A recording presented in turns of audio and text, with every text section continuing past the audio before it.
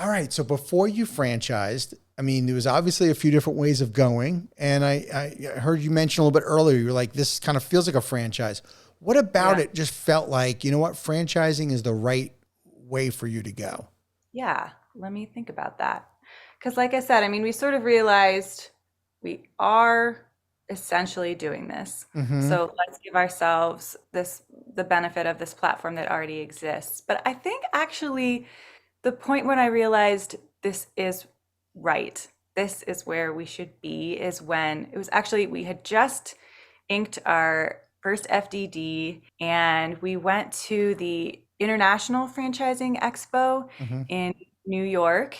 And we had a little booth there. I had a piano and I like played, and it was just incredible. Like the community there was so supportive, and I had a bajillion incredible conversations with just random people. I mean, that's what's beautiful about music is that Mm-hmm. everyone has a personal connection and a personal story. True. But it was just surprising to me to go to a business conference and like have these incredibly powerful conversations with people of all stripes, and just felt like super supportive, super supported by that community in general. And it's a really lovely group of people in franchising. Yeah.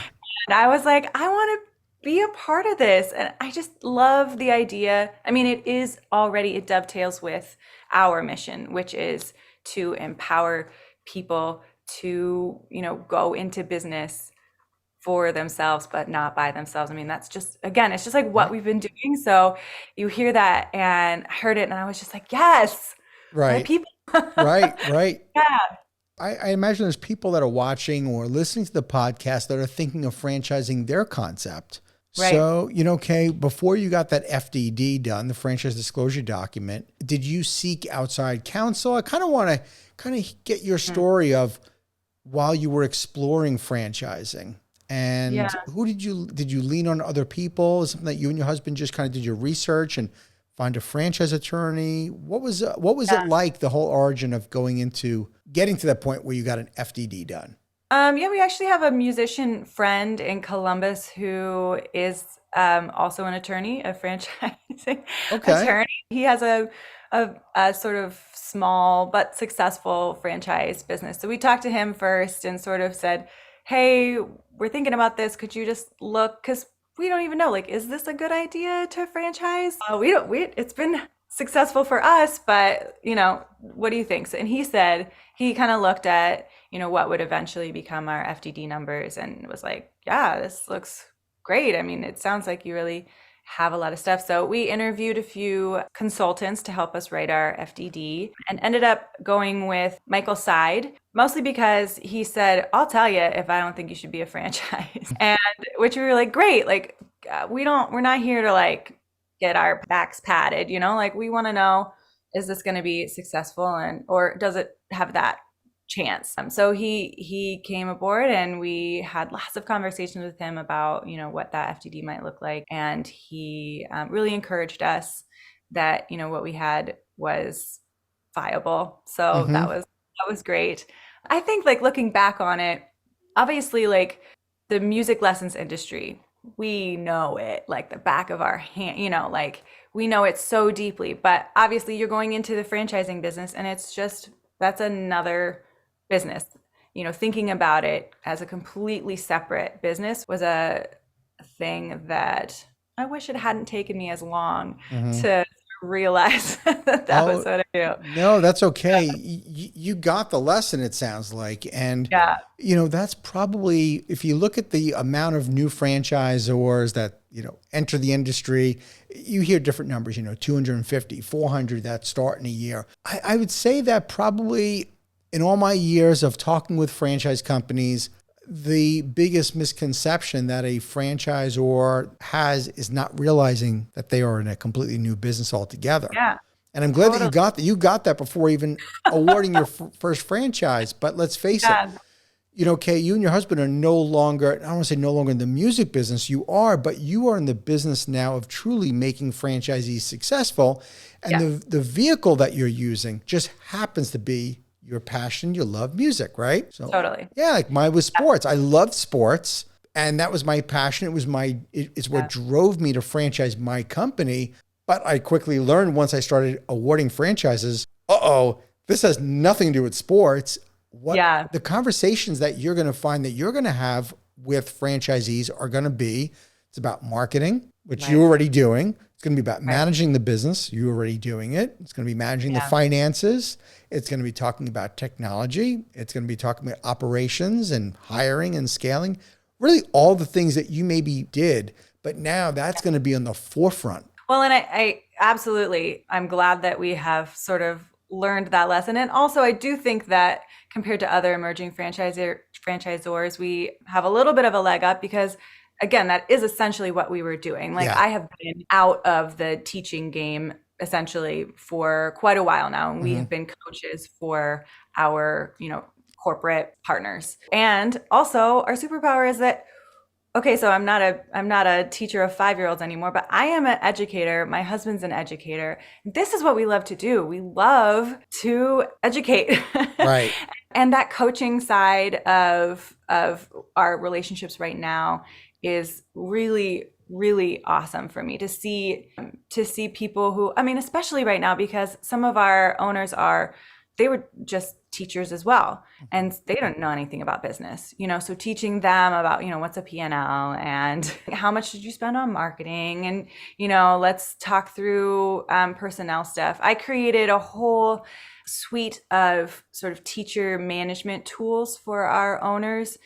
Teacher coaching, what happens if you get some negative feedback, rather than taking it as a negative thing and holding on to it for their eventual dismissal. Like, just use this as like an opportunity again to grow and to learn. And so providing those like frameworks, building that sort of behind the scenes stuff for our owners has been really exciting, and definitely something that we are excited to do more of as we grow. So, but yeah, I mean, I think like number one, knowing that, okay, franchise business is different than music business. Mm-hmm. And number two, it doesn't end with the FDD. Just because you Right. got an FDD in your hand doesn't mean squat. Right. Right. Anybody can get that done. Not done spending money. You're not done investing in this thing, and you got a lot.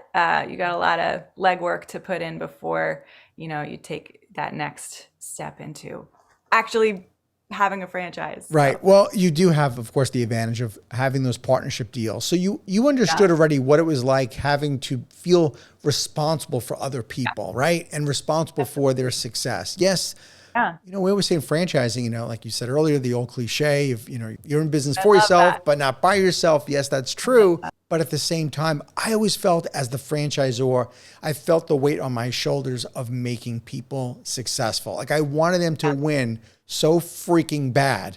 And I would Yeah. run through a wall for my franchisees so that they would win, but I can't do the work for them, right? I can't get up in the morning for them. They need to do it. I think the advantage, of course, again, you have by having those partnerships and understanding the interesting dynamic of working with people. Of course, franchising is going to be a little different for you because it's going to be even a little more hands off because you don't want to get involved in any kind of, joint employer violations or anything like that. So that'll be, a new, it'll be a new angle for you. Have you thought about really, who do you think is going to be your ideal franchise owner? What does that avatar look like? Yeah, we have thought about that a lot. I think that first and foremost, it's just going to be someone who really cares about community and about kids. You Mm-hmm. know, everyone loves music. Music is a part of our human DNA. So to say that it's someone who loves music, I think is just sort of silly because yeah.